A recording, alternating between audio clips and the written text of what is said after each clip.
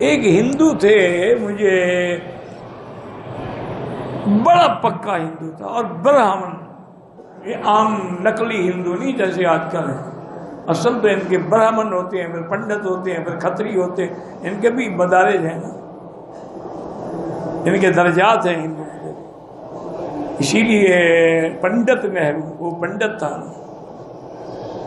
اسی طرح گاندھی پنڈت تھا، کچھ برہمن ہوتے ہیں، کچھ کھتری ہوتے ہیں۔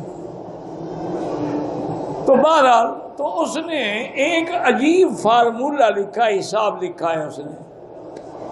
اور نے کہا ہے کہ کسی چیز کا نام لو، مثلا لاؤڈ سپیکر، اس کو لکھو لاؤڈ سپیکر،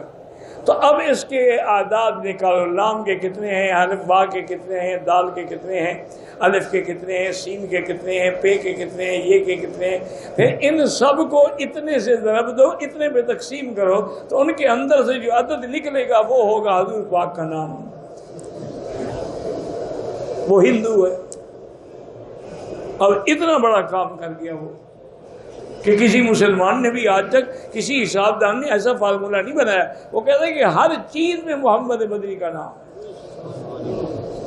تبھی تو وہ کہتے ہیں یہ دنیا قائم ہے، جب تک حضور کا نام نہ ہو دنیا کیسے قائم ہو۔